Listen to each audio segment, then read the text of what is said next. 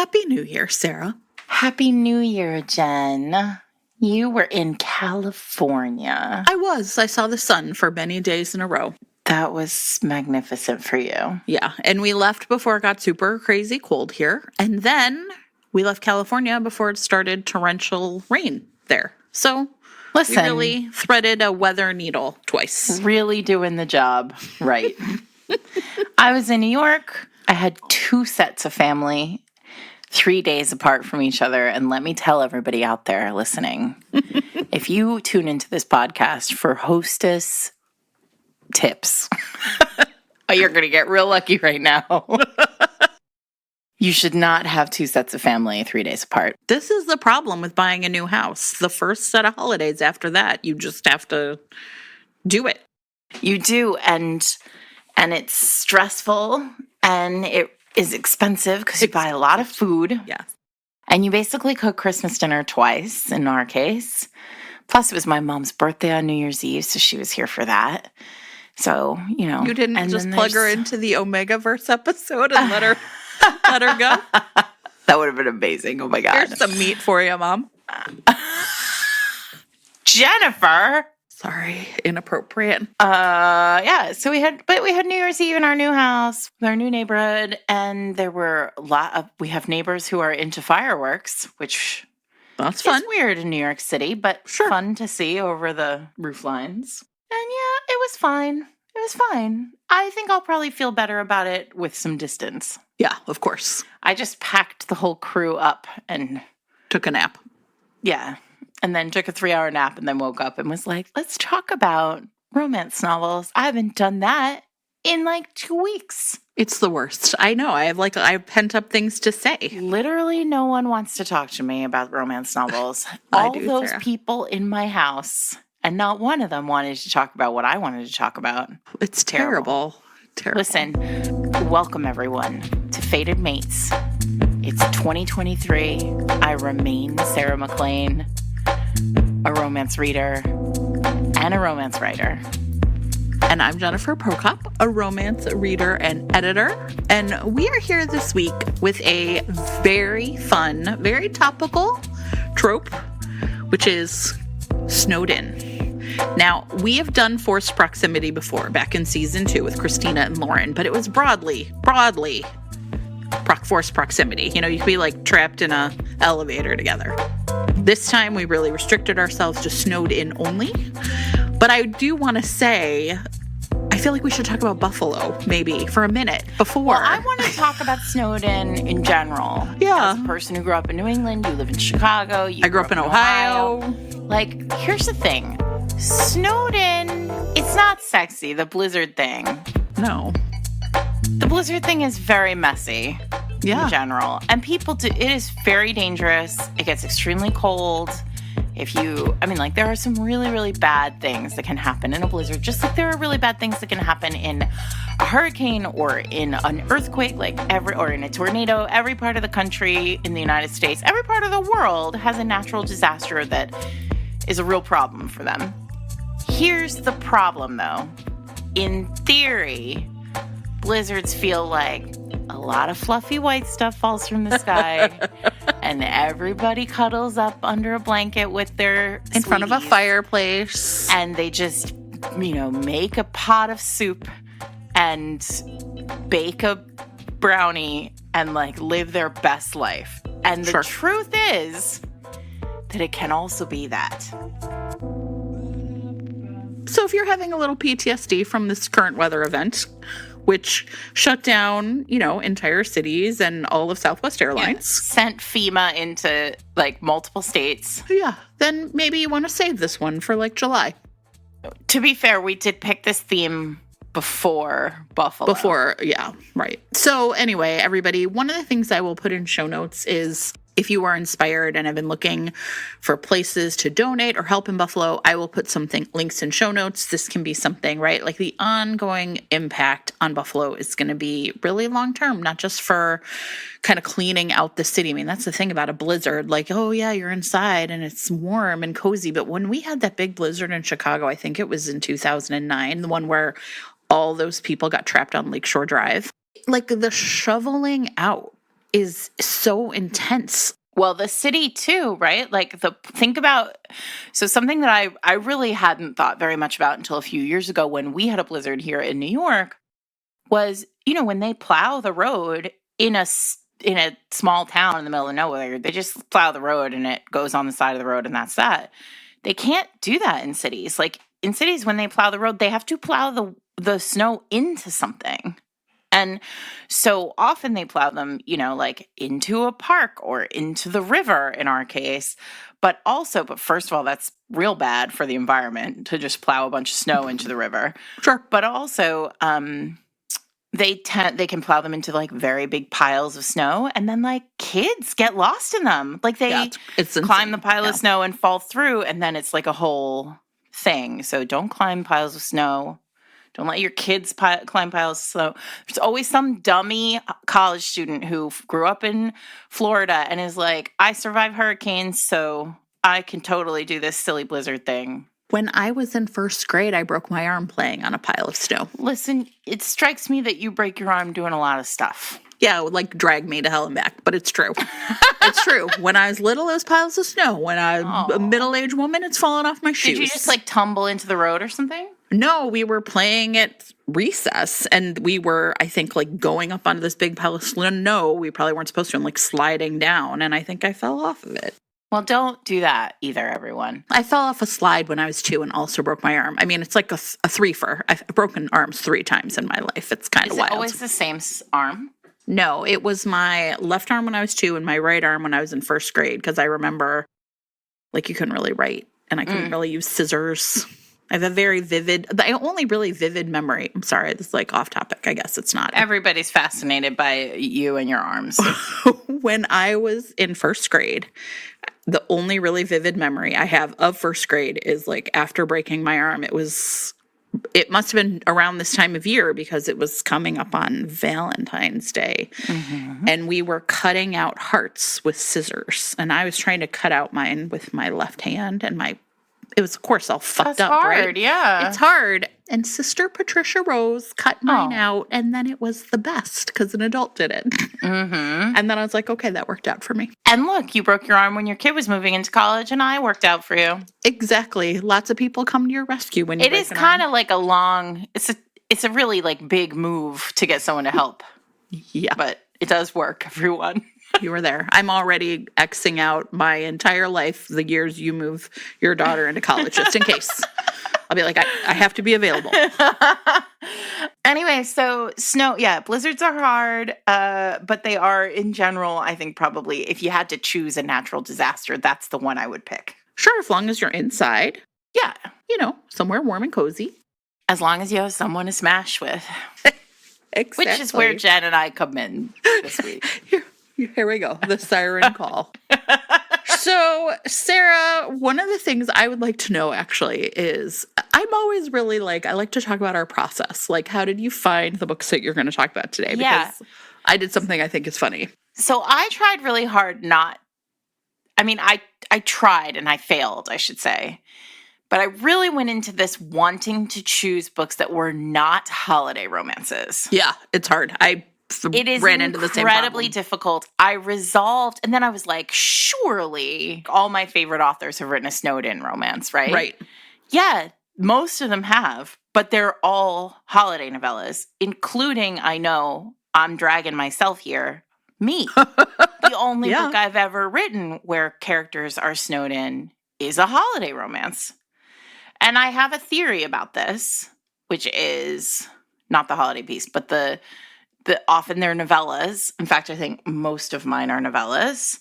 And I think that that's because forced proximity lets us sort of immediately elide all of the lead up to a relationship. Yeah, I think so. I think that's true. I also found the same thing. My big thing was that listen, everybody, I know maybe I'm putting too much pressure on myself, but I feel like I'm always trying to come up with new books, right?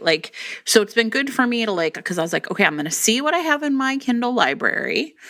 And I did that by searching the word Snowbound and snow. I was like, what do I have?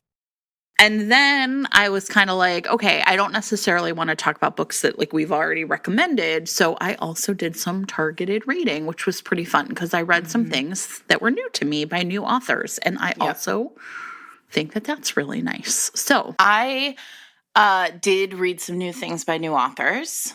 And I also was a little bit more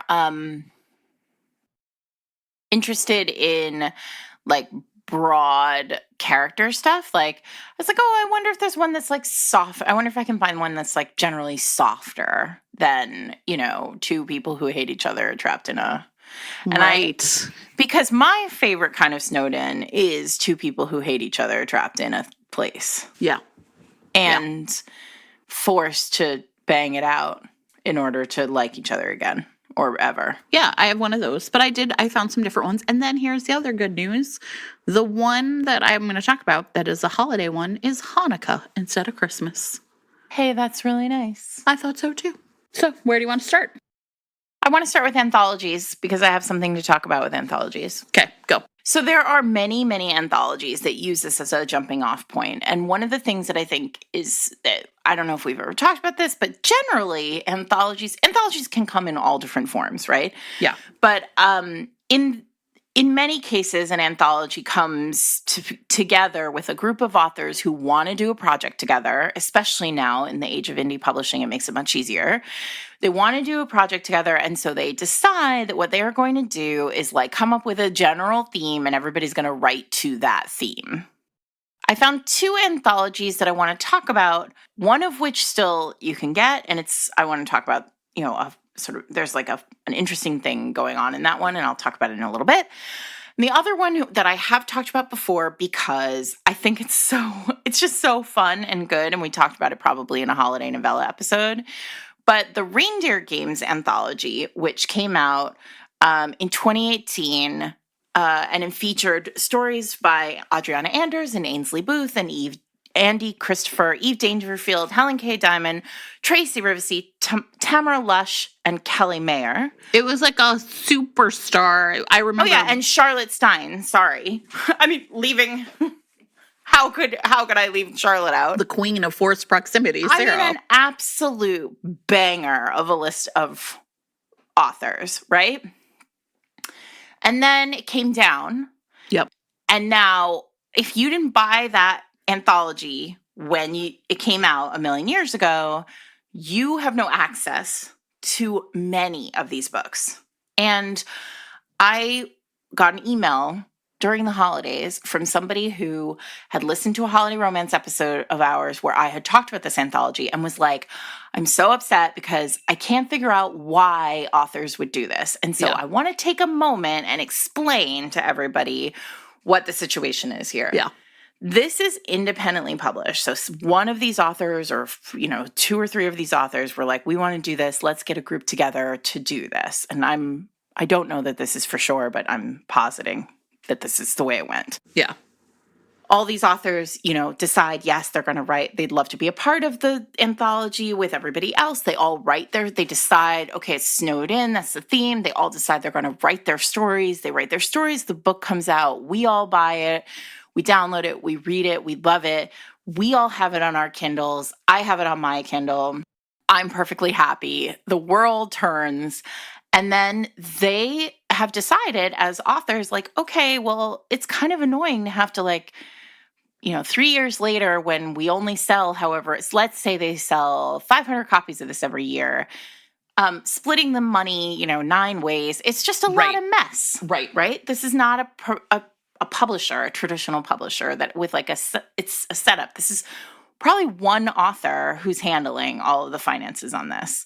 So they decide it's going to be up for 6 months. It's going to be up for a year.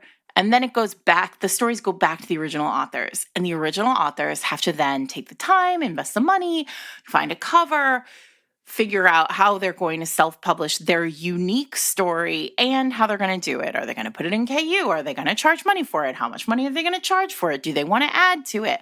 Adriana Anders is very famous for taking her stories back and then building them out and writing 15,000 more words and then putting them up again. They're all different people. All different people do all different kinds of things with these stories. The thing is, many of these authors don't have the time or don't have the bandwidth to put their stories back up. And so those books, sadly, those stories get lost.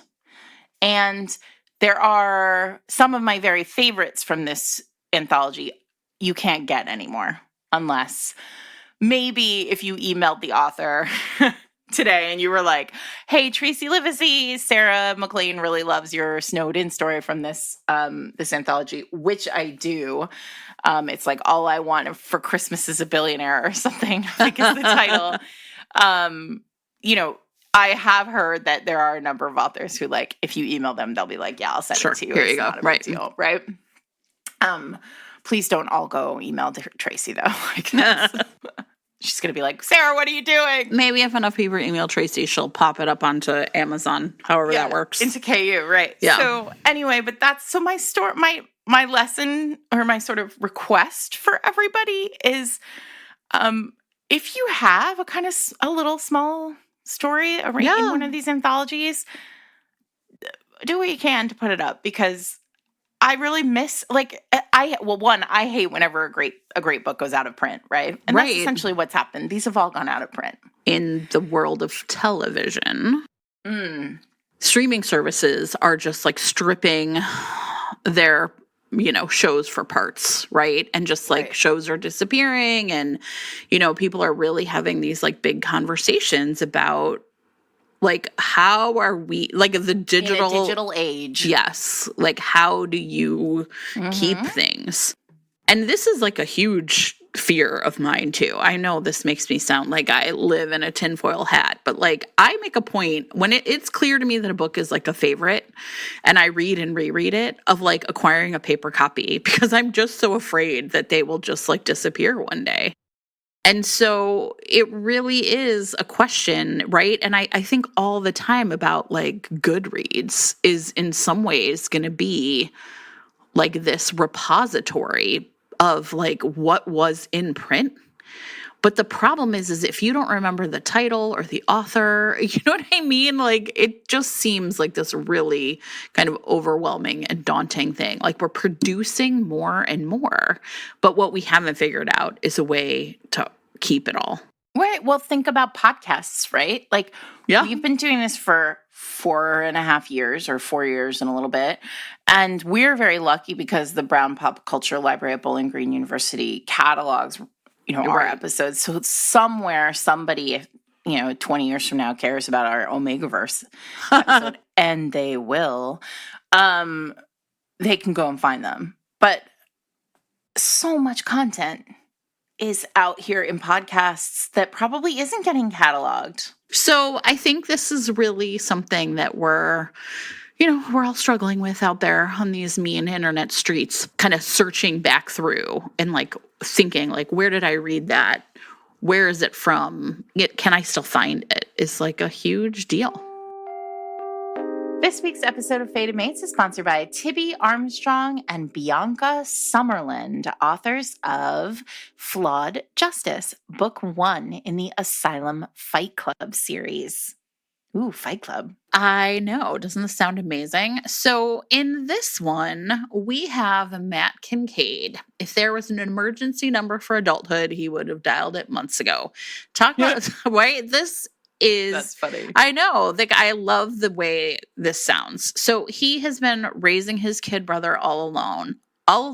But, his brother is a young, dumb teenager who gets himself in trouble with a local gang. And so Matt essentially tries to get him out of a jam. And the deal is essentially it is literally Fight Club. And he is going to have to fight in this real long shot match. He probably has no chance of winning, with a man who is as brutally handsome as he is tough. That is what Lawsome, the Law Gommond, will do. And he is going to protect his club. He and his former lovers have built this. It is a sanctuary for queer kids on the streets. And, and so he's kind of well, who is this local hothead and his dumb brother? But you know what? These two are going to fall in love and it's going to be awesome. And I really think that they're, one of the things about this book that sounds really appealing too is they have to really like confront their pasts in order to like kind of move forward into the future. And so love is going to save the day, even despite this like rough and tumble neighborhood that they're in. I love it. I love it. Well, you can read Flawed Justice, Book 1 in the Asylum Fight Club series right now in print, in ebook, or in audio. And for a special treat for Fated Mates listeners, at the end of this episode, you can listen to a sneak peek of Flawed Justice. Thanks to Bianca Summerland and Tibby Armstrong for sponsoring the episode. Okay, so one of my favorite stories from that anthology is by Adriana Anders, who did take it back and blow it out. And now it's not a full-length novel, but it's a more robust novella. It's called Saved by the Mountain Man. Have you read this one, Jen? I think so. Nobody does a kind of like isolated, silent hero like Adriana does. I mean, they're always just... God bless. I mean... Wow. They could easily be serial killers, but instead they're all just great in bed. You know, like good guys, great in bed. So there's Micah is the hero. He's a scarred vet, not a veterinarian, a veteran. Yes. Thank you. A combat veteran who has like isolated himself up on a mountain. And he wants nothing to do with really anyone in the whole world, except there is a heroine, Krista, who has a terrible car accident on the side of this mountain. The car like slides off the edge of the icy road, and she's like, it is a matter of life and death. He has to pull her from the car before it like falls down the side of this mountain. And there she is, in his arms on the snowy side of the road, and there's nothing to be done, Jen. He has to bring her into his... Of course he does. His little mountain lair. Yeah, his perfect lair, right? I mean, the other thing about these his men fortress is of solitude. Their houses are always just spotless. Like everything is like perfectly clean, and they've never left a dish in the sink. It's amazing. It's like it all smells like wood. Adriana knows the job. Yeah, they're definitely they haven't seen people for 14 years, but they still oil their beards, you know? So and Krista is like, it's Grumpy. If you like Grumpy Sunshine, like this is Grumpy Sunshine distilled into a Snowden romance. She is kind and good and bright and lovely. And they are stuck together and they just bang it out in a perfect way. And Adriana's the best. And you can't go wrong with Saved by the Mountain Man, is what I'm saying. Well, and we've talked about my love for Whiteout, right? Which is when they're like stuck in Antarctica. Which is snowed out. Snowed out, right? So yeah, I mean, this is a woman who really knows, has like a whole buffet of snowed in romances for you to sample, if you will. Okay, so Sarah, what I was saying, this is funny, is so my first move was to literally go to my content and devices and look for snow or then Snowbound. Perfect. And I actually found, this is funny, I didn't reread the whole thing because it actually upset me, but I'm going to tell everybody anyway. One of the books I had in my content and devices was called Snowbound by Janice K. Johnson. It was an old Harlequin super romance. And I bought it. Was there an exclamation point in the title? No, sadly. I bought it in 2009, which means that this was like the summer I first bought a Kindle, right? And I looked back and I was like, oh, it was for free. I don't even know. Like I must have been experimenting with like what to buy. And I will tell you, I started rereading it and had to stop because I actually was really upset. The heroine is a teacher who is driving a van full of her high school students back to Portland, and they're going over this snowy mountain pass. And she basically like almost like crashes the van a bunch of times, and she has these kids in the car, and then they finally get to this like mountain retreat run by, of course, a grizzled vet who just doesn't want to be with people. Again, veteran and not veterinarian. Right. It's almost never a veterinarian. Yeah. And I was literally like, I can't read this. Like, what is this woman doing out with these children? But it was right there in my content and devices. So I was like, all right. There you go. But I did read this. I'll start with the Hanukkah romance, right? This one just came out in November. It is a Harlequin Presents. Because the other thing I did was I was like, I'm just going to go to Amazon, go to the Kindle store and put in Snowbound and see what shows up. Snowbound in Her Boss's Bed by Marcella Bell. And I was like, that sounds nice. That sounds like a book I would like to read. And in fact, it was. Because it's a Harlequin Presents, because you know exactly what you're going to get, right? That's so funny. It was amazing. I actually even went to Marcella's TikTok afterwards, because I was, like, really curious about, like, because what's interesting is, okay, so in this book, let me tell you the plot. Miriam Howard is our heroine, and she is a Black woman. She's Jewish. She lives in Los Angeles and works for this Jewish community foundation. And she has been tasked with essentially this impossible task, which is there's been a big brouhaha in the JCFs, like the previous not CEO, because it's like a nonprofit, but like whatever, the previous director and someone else had like an affair and everybody found out about it. And so they're going to have to cancel their big gala. And she comes along and she's like pretty young and she's like, I know it's only 2 months, but I can do it. Like, let me put on the gala and I will show you that like we don't have to, like kind of let this really important part of our fundraising calendar like lag, right? Mm-hmm. So the deal is that the chairman of the board is this billionaire, of course, Benjamin Silver. And he's like, I have 2 hours for you. You have to fly you to Aspen. That's where I work. And there I will give you 2 hours of my time and we will like hammer out the details and decide whether or not this thing can go forward. Mm-hmm. Now, this is where I started to love it. Listen, Sarah. So Miriam gets there. Miri, I think, is in the book. Miri gets there. And she's basically like, this motherfucker is so rich, right? Like, this place is insane. And she is like determined not to be cowed by him, right? Because he's like this billionaire and he basically really has the power over this event. So they're sitting in his office and like 2 hours turns into 3. It's actually a really productive meeting. And then he's like, oh man, it's been 3 hours, time to go. And his assistant comes in and is like, well, Miss Howard will not be able to leave. There's a blizzard. And she's like, excuse me, why didn't you tell me?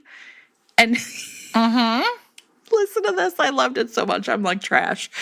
The assistants know to never interrupt him in his office in a meeting. They just don't. Of course. Oh, literally. This is so good. I love it. Right? Mm-hmm. There is no reason ever to interrupt this man when he is in his office. And so they just don't. They're like, look, it's like his crazy, bazillionaire Aspen mansion. It's got a real Pretty Woman vibe. There's a whole like closet for guests just in case. Right. Just in case. With like beautiful cashmere clothes. I love it. This is like a thing. This is a thing in like a very particular kind of contemporary romance where like people just have clothes for their guests. I was a fan. And she's like a bigger woman, but like the clothes fit, which was great. And then here's the part that was kind of magical. The day of the first meeting is the first night of Hanukkah.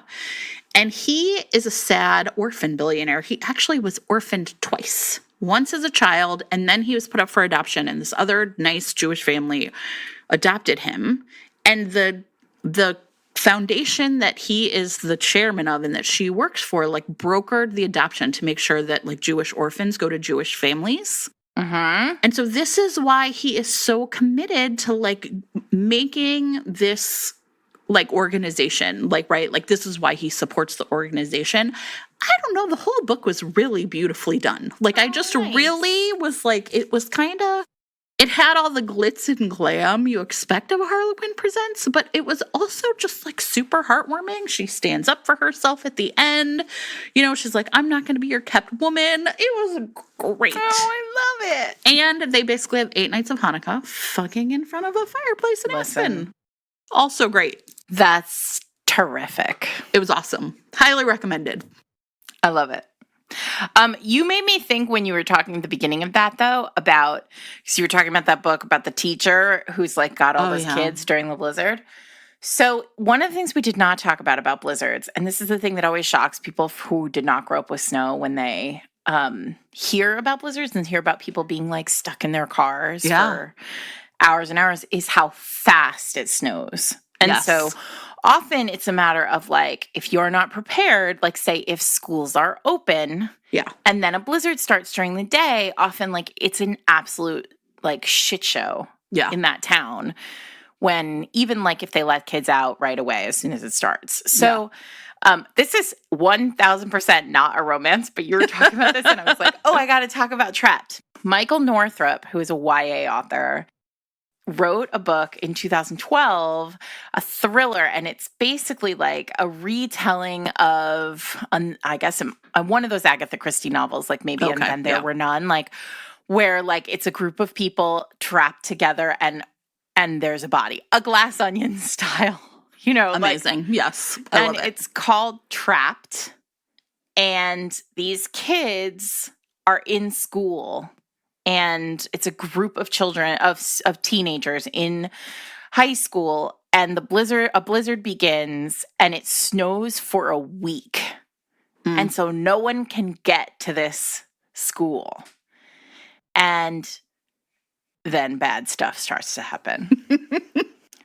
Anyway, it might not be for Jen because, you know. Sure, trapped in a school, bad stuff happening, but it's the last 7 kids at this high school who are still, like, waiting to get picked up. Oh, that sounds awesome, actually. And then the power goes out and the heat goes out and bad things start to happen. A combo of, like, Agatha Christie plus Lord of the Flies plus. So the appeal of Snowden for me and the appeal for forced proximity in general is that, okay, these two people have to be together. But in forced proximity, often that choice is intellectual, right? Like they think about like the unhoneymooners, right? Which is, I think, what Christina and Lauren came to talk about that or I don't know if it was that, whatever. I think it was the honey-do list, yeah. Or honey-do list, right? So they're either forced to work together or forced to be on a vacation together, or like, you know, and so at some point someone could say like, I don't want to do this anymore, or whatever. The appeal of Snowden is you literally cannot leave. Right. Like, there is no, well, I could just get in my car and go. And so you're forced to have to confront each other. And I think that is the most compelling piece of all this. And I always really like it when it's like a character makes a decision and then, oops, the Snowden piece comes after. So I want to talk about Andy Christopher's All They Want for Christmas, which is a short novella. She actually just re-released it, I think this year for, it might have been last year, but it's been re-released. It's a MMF, Swords Do Cross, everyone, because I know that everybody likes us to just check in on that. The heroine of this book, again, it's a novella. The heroine of this book has been dumped. She thinks she's about to go home for Christmas with her fiancé, and she expects that he's going to propose to her, and it's like a whole thing. And in fact, he is not planning to do that at all. Instead, he is planning to dump her in front of her ex-boyfriend, who is literally the one that got away for her. Like, horrifying embarrassment of horrifying embarrassments, because not only is she dumped, she is, like, dumped in front of the worst person in the world, the person she least wants to see this happen.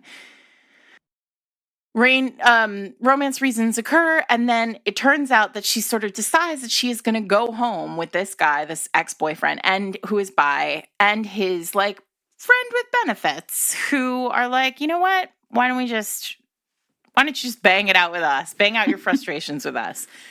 She goes home to his house, to his apartment, planning to just have like one night of like revenge sex against the ex-boyfriend, and during the night, a blizzard begins. And then she's trapped in there with 2 hot men. What else are you going to do, Sarah? It's really fun. It hits the spot, let me tell you. Yeah, those are fun. I like the ones that are just kind of rompy, right? As opposed to, because I mean, I think the thing is, I do think what you were saying earlier about like tone, I think a lot of people do expect the like sort of Clash of the Titans kind of, you know what I mean? Like the enemies to lovers type thing, just like in a steam cooker, whatever, a pressure cooker. But I think that there's like a lot of ways that you can sort of play with like the emotional beats of these stories, right? So let me talk about one that actually has a sort of a similar beginning, which is, it's called Get a Clue by Jill Shalvis. Now, talk about someone who knows the job. Listen, Sarah. There's a reason why Jill Shalvis is Jill Shalvis. Yeah. Now, this is, what's interesting is, okay, so I am sure I've read it before, but I was rereading it. And if you've never read Jill Shalvis before, like when we say she knows the job, it means you just like fall into the book, right? All of a sudden, you're 75 pages in, you are like, I'm just going to give it a shot. And it's, now, I will also say, though, that this one is dated. Like, I think it was originally published in 2005. And so, you know, there's references to, like, Palm Pilots and such. And so some of that stuff, it does feel, like, a little dated in that way. But it also was, like, a really delightful, to me, so anyway, Brienne is the heroine. She is going on her honeymoon solo because she was left at the altar. Mm-hmm. And the honeymoon is in some Colorado cabin somewhere, right? Yeah. Right? So she is just like, well, I'm going to go and, you know, it's on this jackass's money. So I'm just going to go and like, you know, people are like, just get out of here and go on your honeymoon by yourself. And when she gets there, there is a beautiful naked man in the shower. His name is Cooper Scott. Mm-hmm. And he has been booked into this place. They've essentially been accidentally double booked into this place. He's just recently quit his job as a cop. And his brother was like, you just need to like chill out and relax. And their other thing, though, about this, Get a Clue, is you can kind of tell, is there's like this kind of mystery vibe. It very much felt like I was reading like fanfic almost of that movie Clue, right? Like, so there's these four like workers, right? Like you're supposed to have like a private staff at this place. So there's like, you know, the butler and the cook and the maid, and they're all like acting a little strange and a little funny. And then, you know, there's this Scottish guy who's the, you know, the handyman or whatever. And then like the mysterious owner of the house is missing. And then they find a dead body. Yeah, now, sure. Right? Now I will say, like many good romance mysteries, like it's mostly romance, very little mystery. But I really was like, this is a fun read. Like Brienne's just kind of like, this guy's a jerk, but she's really drawn to him. And, you know, at one point she gets really scared because she sees like a face over her in the middle of the night, and she like runs into Cooper's room, who of course is sleeping naked, and she's in her skimpy wedding night lingerie. And I was like, you know what? This is great. So yeah, it is dated for sure. Like the Palm Pilot thing really set me. I was like cracking up. I don't know why. It just made me laugh. Sure. You know. Right? Of course. But it was still really fun. And like I said, I'm sure I've read it before, but I was like, well, I'm just going to like kind of do a little quick reread. And then I found myself just really like kind of being charmed by it. So Jill Shalvis, a pro. This week's episode of Fated Mates is sponsored by Kate Golden, author of A Dawn of Onyx, the first in the Sacred Stone series. This is a YA/new adult fantasy romance series, and it features Arwen Valendale, who never expected to have to be the brave sibling, but ends up having to offer her life in trade to save her brother's life from a king of darkness. He probably does not deserve this. No, I'm sure he absolutely doesn't deserve it, and I hope she gets an Onyx King for the trade. I think she just might, Jen. Okay, so she has been taken prisoner and thrown, I don't know, into the prisoning place. The prisoning place. Sure. I don't write catalog copy, everyone, by the most dangerous kingdom on the continent, and she is being forced to use her rare magical abilities to heal the soldiers of the vicious Onyx King. And she knows better than to escape, but she has an opportunity to work with a fellow prisoner who might be her only path to freedom. Unfortunately, he is as infuriating as he is cunning, and he might not be all that he seems. You know what this book has, Sarah? It has found family, enemies to lovers, and our favorite, everybody, touch her and die. Sold. I don't know what else you need That's to know. all I need. You can follow Kate Golden Author on Insta or on TikTok with underscores, Kate_Golden Author. And A Dawn of Onyx is available in print, in ebook, and in KU. So we hope that you check it out. And thanks to Kate for sponsoring this week's episode. We talk about Adriana Herrera all the time, but as you were talking about this, I was like, oh, we got to make sure we talk about Just for the Holidays, which is a kind of like intending to be, it's a Harlequin, it's a category, a super quick, super delicious read. The heroine finds herself snowed in at the Hamptons beach house of a Hollywood movie star. So everyone knows, like, I gobbled this up because of course you did. I love a celebrity romance. They have a history, and then there's a fake dating through line on it. But yes. Anyway, I'm just adding that in as sort of like I'm sliding that in as, don't forget this one that involves a celebrity. Well, and I think it's no mistake that like we found a lot of these in category romance, right? I mean, well, it's a trope, if you want to mainline a trope, then category has it for you. Yes, exactly.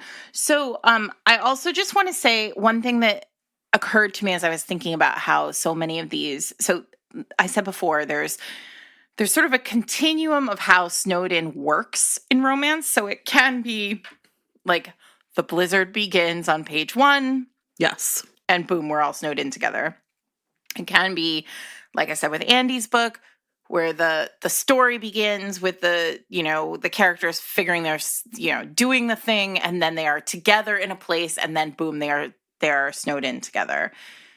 And then there's the opposite, which is in many of these, or rather in many of those books, especially novellas, the story ends when they can leave. Yes. Right? Like, yeah. We don't spend a ton of time outside of that very insulated, like phone booth style romance. Right. And I think what's interesting is that that's the other reason why this particular trope lends itself so heavily to novellas. Because you can't actually have people snowed in for 300 pages. For weeks on end, right? Right. What you can do, though, is start the book with snowing them in and then forcing them out of that snowed in piece into like a larger story, right? Yeah. Using the blizzard as a plot device or using the snow as a plot device. So I just want to name check. Again, we don't have to spend a ton of time on this book, but we did it as a read along in season 2. I know we have many, many, many more listeners now, so I always think it's useful for us to like name check some of those books in case you didn't go back and listen to season 2. But Kristen Callahan's Fall does this. It begins with the heroine shopping for ice cream because the blizzard is coming. Yeah, the blizzard is coming. And in the grocery store in the like Upper West Side neighborhood where she is cat sitting for a rock star, she runs into another rock star. It's the Upper West Side. They're thick on the ground. Listen, I live in New York City. I see rock stars, multiples, every day. So, of course. So she runs into another rock star in the ice cream section of the grocery store. They have like a little kind of whatever back and forth about ice cream. She's like, oh my God. She goes back to the apartment where she was cat sitting during a blizzard, and lo and behold, her next door neighbor is the rock star guy from the grocery store. So it's a delight. That is one of my very favorite Kristen Callahan books. That is saying a lot considering I love Kristen Callahan books. It is so much fun. And if you do decide to go read it, you should then immediately go back to season 2 and listen to the deep dive on it. Well, and the deep dive was unmanaged, but we talked about the whole series. So if you're looking for it, I'll make sure to link for it. But it's, yeah. Right. Yeah, I mean, I think that that's it. Like, some of these are and that's, I think, a really good example of how Snowden, if it's going to be more than a novella, right? Like, that's a really good way to handle it. It has to be a plot device and not the rest, right?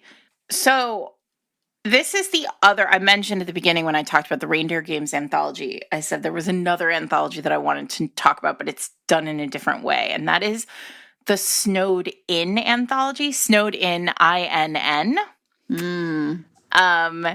And it is an all group of books by different authors that are all branded. I mean, this is like such a classic Harlequin trick, right? Yeah. But it's not Harlequin. These are indie published romances by a group of authors, and each one wrote a different Snowed In anthology at a hotel in the Colorado mountains. They're all standalone. You don't have to read them in order, but they are all by different authors. And so I read The Real Kaimana, which came out. This actually all just came out in November of this year. They came out like 3 days apart all through November of this year. Of 2022. By Xenia Meltzer. And this one is for those of you out there just looking for like a soft, really charming story. The hotel is called the Rainbow Inn. It's a LGBTQ friendly hotel, and it is in Colorado. And so, of course, there's a snowstorm. The one of the heroes, Kieran, is he's a travel writer, and he has to go up there and he has to write a piece about this unique new resort in the Colorado mountains. He is very grumpy. And he happens to have a sort of meet cute in the lobby right as he's checking in with a guy, a billionaire. There's always a billionaire. Of course. Always a billionaire. Who just, Kaimana, who is, has sort of decided that he's going to, first he's going to come out. He comes out to his parents, but he's also going to come out just in general from this life that he thought he had to live in order to make everyone happy and to be good, be good at the world, right? He didn't want to do biotech. He didn't want to really he didn't want to be a billionaire. He doesn't want that to be his identity. He's tired of the race. Yeah. And he decides that he's going to make this big life change. And we meet him at this sort of inflection point of he's made this big life change. Oh, there's fireworks going outside my window. Happy New Year. Big giant fireworks. Amazing. Anyway, and so he decides he's going to go to he's got all this money. What's he going to do? Oh, there's this new inn. I'm going to go to it. Right. And he goes there. And here's the thing, Jen. They meet sort of right away in the lobby. And Kaimana's this guy's perfect. I love this guy's kind and decent, and I like him.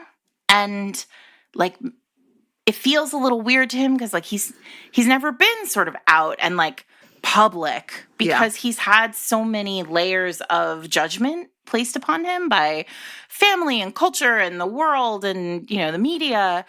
But he has this opportunity now to really try to be himself. And there is this person who instantly is I like you. I like this person. This is very low stakes. Then it snows and they're sort of forced to hang out and fall in love. And it's really nice. That is nice. It's a really nice book about two guys falling in love. I love that. And I haven't read any of the other books in this series, so I can't, say one way or another. But it's a great premise, though. Snowden. It all lives. They're all here, and what I sort of hope, what I think happens because of the way that these books are all written, or this particular book was written, is they're all happening at the same time. Oh, I love that. Yeah. What I think is happening.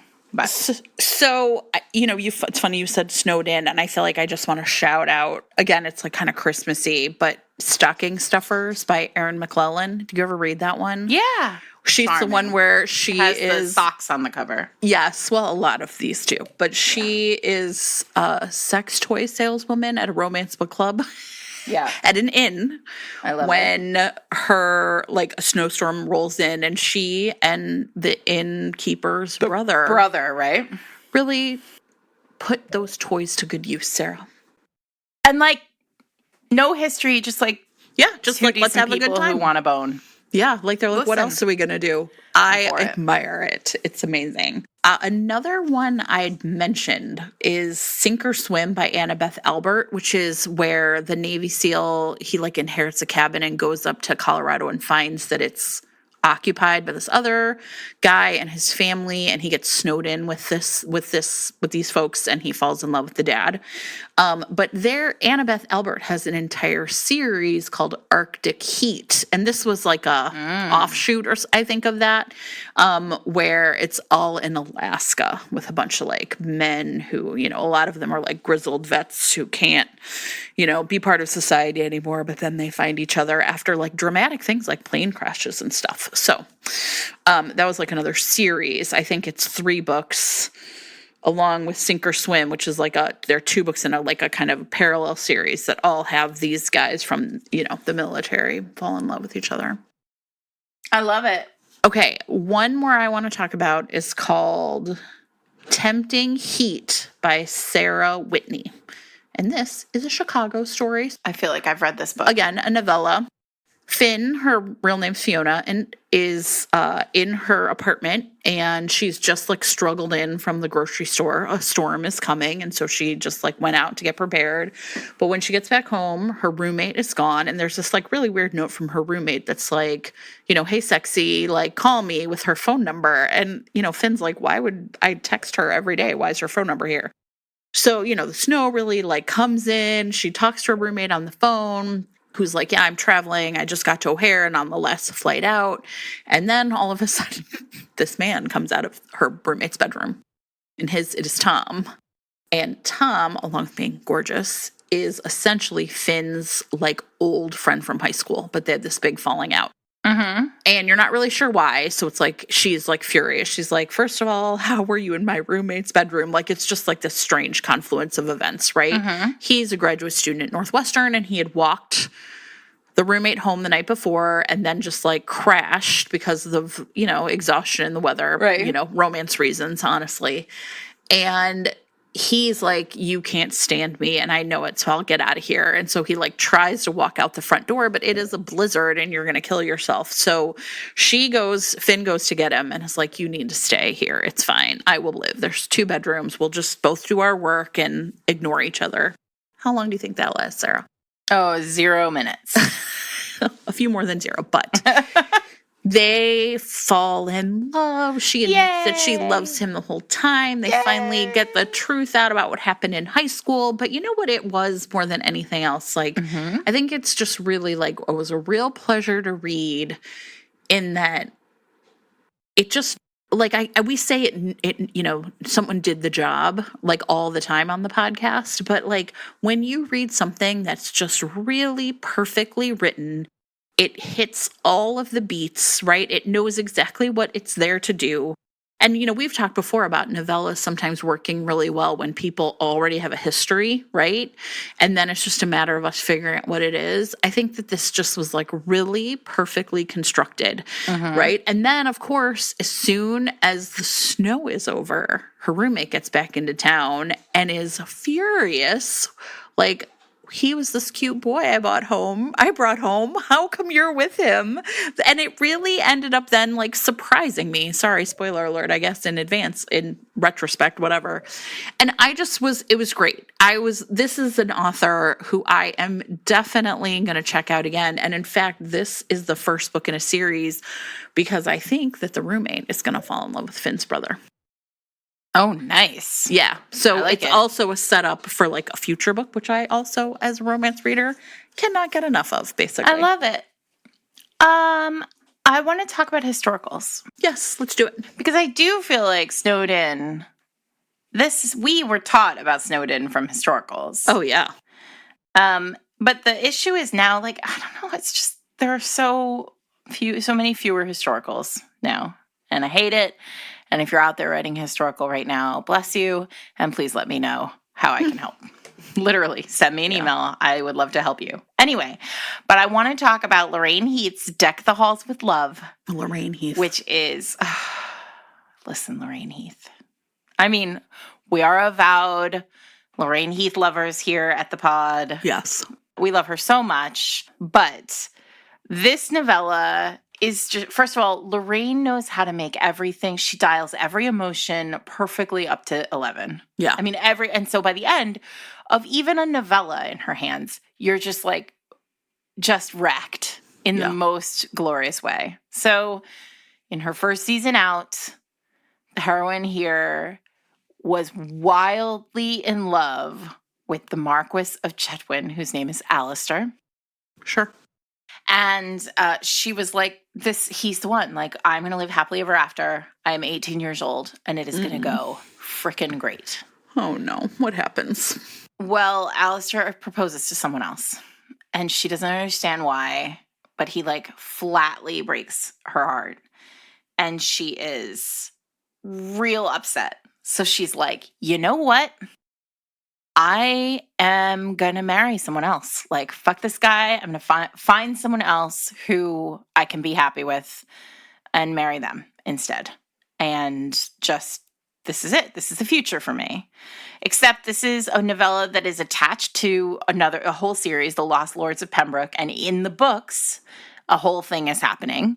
And through multiple romance reasons over the course of of one of the books in the series, you should read the whole series. It's great because it's Lorraine Heath.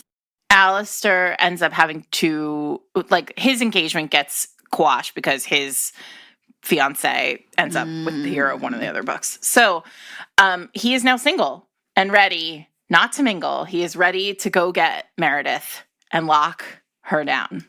Nope. And she is like, no. Oh, good for Get you, going, Meredith. Alistair. And he, like, and then they end up kind of, he sort of, you know, they end up kind of dancing around each other. And then, Jen, they get snowed in an abandoned castle. Oh, yeah. Listen, you can get snowed in a lot of places, like a hotel or a cabin or whatever, but it's hard to do better than an abandoned castle.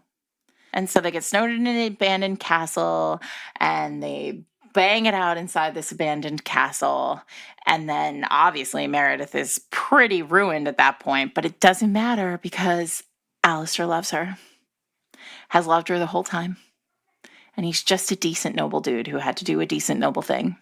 I love that. And now, here we are. I'm going to read this right now. And it's great. Lorraine Heath. It's great. Lorraine Heath. Always doing the job. And then I want to talk about Megan Frampton. Oh. This is another Christmas book. I'm sorry, you guys. Historicals. I mean, I just can't. The historicals, this is what happens. Right. I mean, the one I can think of is, we mentioned a million times, A Christmas Gone Perfectly Wrong, which is a great snowed-in romance, but again. Yeah. Megan's book, The Earl's Christmas Pearl, which always sounds just slightly dirty to me. 100%. Yes, and I appreciate it. The heroine's name is Pearl. Pearl, this is a little Home Alone.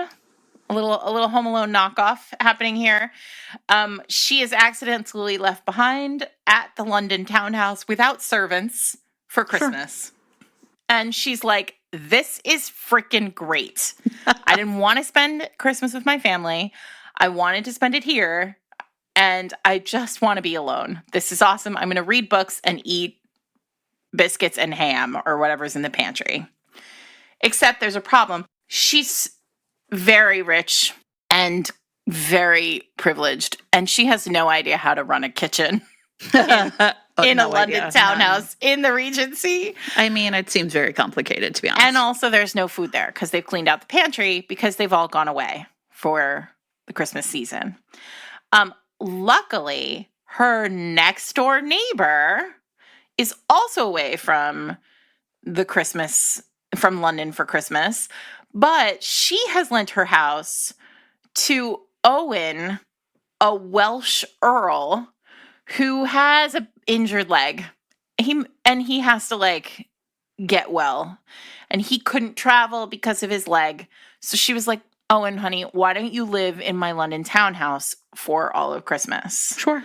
And he too is looking forward to being away from family for Christmas. And then it all goes sideways when Pearl is like, I'm hungry. And maybe the neighbors have food. And listen, I love this because Pearl is just like, where's their food? And turns up in her neighbor's house. Megan is so funny. Her books are so bright and so like sparkly. And she is probably one of the only one of us who could take like kind of like rich, like, yeah, right. You know, just like a rich girl who is hungry and turn the whole thing into a really delightful Snowden. It's really sweet. Romance. Yeah. So if you're just looking for something like, they end up like having to share food and like find coal together or like wood. Like, yeah, they have no idea. It's amazing. The two of them they are useless. They are useless separately, but together they work perfectly. And it is really charming. So, if you're just looking for a fun, charming Snowden romance set in the Regency that really is about, resource finding and hunger. Resource finding. Amazing. It's pretty charming. So that's The Earl's Christmas Pearl by Megan Frampton. I feel like I don't have any more. I do want to, again, mention like one of my favorite Snowden romances, and I know I've talked about it before, so I will keep it brief, is a book called Love in Stacks by Delilah Peters. It was part of that very short-lived Harlequin series that was like Harlequin Bang. That's not what it was really called. Dare? It was Dare. Harlequin Bang! Listen, why aren't we in charge of making the lines for Harlequin? Oh my God. I have no idea. Call us, Berkeley. We've got an idea. Harlequin Bang. Anyway. Berkeley Bang! Exclamation point. Sure. I mean, giving the people the information they need to make good decisions. Poppy and Ben are librarians, and they're stuck in the library together overnight because they're the last ones to, they're supposed to keep it open and then close up shop, and they get snowed in the library, and they do all of the fun things in the library you would do if you were stuck with someone you thought was real hot. And it's great. And it's a novella, and it's awesome. Like, again, just like real short, real sweet, real sexy. Snowed in at the library. Love in the Stacks. I love it. Yeah, it's great. Yeah, we hope that you got snowed in over the last couple of weeks, but like with someone super hot and no family. Maybe that's just me. Maybe that's just my dream. I was like, you're really kind of giving it away here, Sarah, but it's okay. We appreciate that you've been in a tough place. Oh, please. Like you wouldn't have loved being snowed in with someone super hot, no family over the last 2 weeks. 100%. I'm not even going to lie to you. Jen, what's our first read-along this year? Sarah, I don't know. Don't ask me questions I don't know the answer to. I was doing the show notes for the New Year's Eve episode, and I was like, usually we announce our first read-along of the year on these show notes, and we did not because we don't know. Because we don't know. But I think next week we have an interstitial. Yes. We have a really fun Trailblazer in January. It's been a while since we've had one. Yep. And later in the month, we are also going to have a pretty great time with Kate Claiborne because her new book, Georgie All Along, comes out at the end of the month. Oh, listen, if you guys are in D.C., Maryland, or Virginia, you should come to East City Books and hang out with Kate and me on January 27th at 7 o'clock. You can also, if you do not live in D.C., Maryland, or Virginia, you can view it online.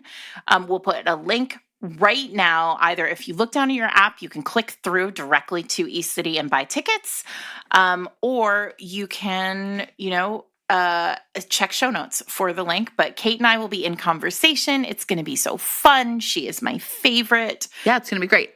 I will be on Likewise with Kate, which is an app on your phone, I think on the 18th.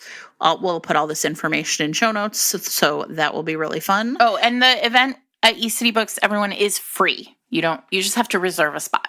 Oh, that's nice. I know. That's really nice, Sarah. It's going to be fun. I'm going to go for a little bit of extra time and work on my book. That sounds great. You'll have like a little mini writer's retreat. Maybe I'll get snowed in at the hotel there. Maybe you will. That would probably be best for everyone, considering how behind I am on this book. Don't tell my editor, anyone.